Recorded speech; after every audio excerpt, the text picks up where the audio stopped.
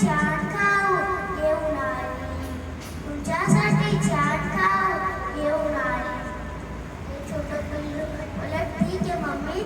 तर मी गेली आणायला. लहानगा नाही का चुकून त्याचे सगळे गोष्ट ऐकत होता. लहानगा आला तर बोलला परत त्यांना लावला बोला तुमची आई आली, तुमच्यासाठी छान खाऊ घेऊन आली, तुमच्यासाठी छान खाऊ घेऊन आली. तर ते सगळे पिल्लू बोलले इकडं आई. तो छोटा पिल्लू बोला लवकर कशी आई आली, आताच गेली आपली आई, ती लवकर कशी आली. तर छोटा पिल्लू बोलला दाराकडं उघडू, या आवाज आपल्या आईच्या आवाज गोड आहे, या आवाज एखाद्या बेटासारखा आहे. तर छोटा पिल्लू बोललं तू आमची आई आहे, आमच्या आईच्या आवाज तो गोड आहे, तर तुझ्या आवाज एखाद्या बेटासारखा आहे.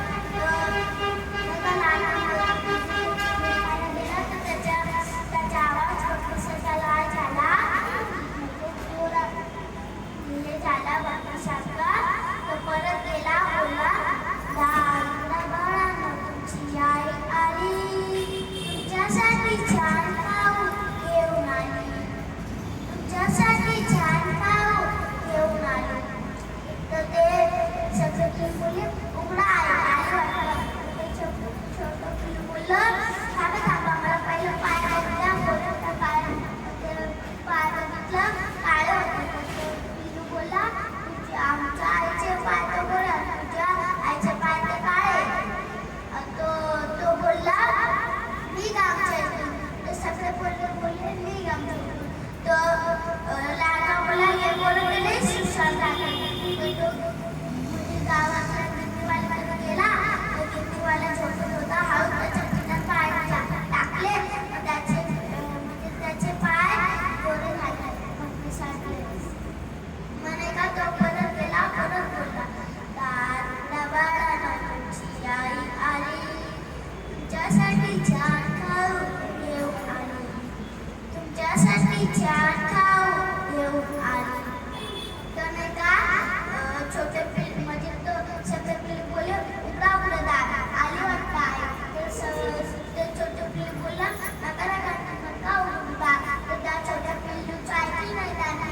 दार उघडलं तर दादा बोलला मी तुमची आई आहे. तर दादाला घाबरून सगळे पिल्लं नाही का चिपायला लागले. सगळे पिल्लं चिपायला लागले. एक छुरी खाली